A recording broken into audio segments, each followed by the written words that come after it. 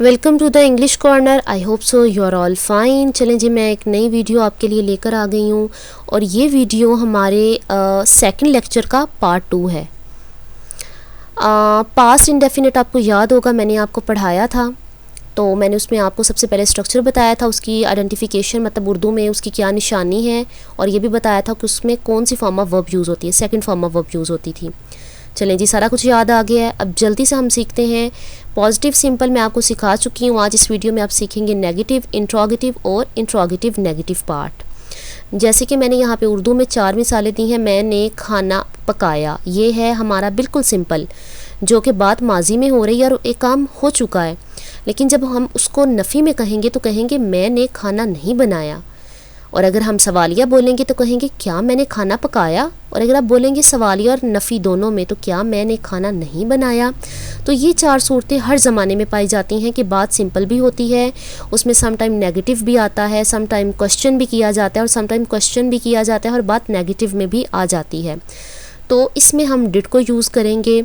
Subject के साथ, तमाम सब्जेक्ट के साथ डिड यूज़ होगा, लेकिन जैसे ही डिड यूज़ होगा वर्ब की सेकंड फॉर्म फर्स्ट फॉर्म में चेंज हो जाएगी, और फिर कोई भी सेंटेंस होगा उसमें वर्ब की फ़र्स्ट फॉर्म ही यूज़ होगी, चाहे बात नेगेटिव हो, इंट्रोगेटिव हो या इंट्रोगेटिव नेगेटिव हो। डिडंट यूज़ हो जाता है जब तो वर्ब की फ़र्स्ट फॉर्म ही यूज़ होती है, सब्जेक्ट के बाद डिड नॉट, फिर वर्ब, फिर ऑब्जेक्ट। जैसे कि मैंने एग्जांपल दी है, लड़कियां नहीं हंसी, गर्ल्स डिड नॉट लाफ, मैं तुम्हें नहीं समझ पाया, I did not understand you. Simply आप समझ लें, सब्जेक्ट के पास डिड नॉट यूज़ हो रहा है, उसके बाद वर्ब की फर्स्ट फॉर्म यूज़ हो रही है और देन ऑब्जेक्ट।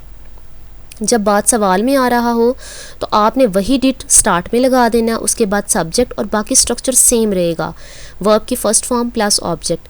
क्या मैंने इसे ठीक समझाया, समझा, did I get it right. क्या मेरे वालिद ने आपको ख़बरदार किया था, did my father Warne you. तो आप देख लें यहाँ पे जैसे ही डिड यूज़ हो रहा है, सब्जेक्ट के बाद जो वर्ब है वो हमारी फर्स्ट फॉर्म में यूज़ हो रही है। आगे है इंट्रोगेटिव नेगेटिव, डिड के बाद सब्जेक्ट, सब्जेक्ट के बाद नॉट, उसके बाद वर्ब की फर्स्ट फॉर्म और देन ऑब्जेक्ट। यानी कि क्या आप आज काम पर नहीं गए, यहाँ पे क्या का लफ्ज़ भी आ रहा है और नहीं का लफ्ज़ भी आ रहा है। तो हमने डिड को स्टार्ट में लगा दिया, उसके बाद हमने लगाया सब्जेक्ट, फिर लगाया नॉट और फिर लगाया वर्ब की first form. Did you not go to work today, क्या उन्होंने काम मुकम्मल नहीं किया, did they not complete work. तो ये बड़ी ही सिंपल, मैं आपको एग्जांपल्स के साथ डिटेल्ड वीडियो बता रही हूँ ताकि आपको इजीली याद हो जाए। Last but not least sheet ये आपके लिए है ताकि आप चारों सिचुएशंस को वंस अगेन समझ सकें। सबसे पहला है बर्ड्स फ्लू अवे, ये पॉजिटिव और सिंपल है।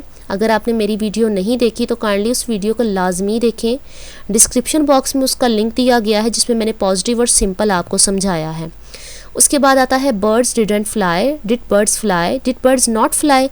आप देख सकते हैं पहली बात बिल्कुल सिंपल है, उसके बाद डिड नॉट का यूज़ हो रहा है, बाद में सवाल किया गया है तो वही डिड स्टार्ट में आ गया है, नॉट ख़त्म हो गया क्योंकि जस्ट सवाल है, और उसके बाद सवाल भी है और बात नॉट में भी आ रही है। तो ये इजी आपको एग्जांपल्स के साथ समझाया। जिन बच्चों को बिल्कुल समझ नहीं आ रही वो कमेंट बॉक्स में मुझसे बार बार पूछ सकते हैं। Thank you so much.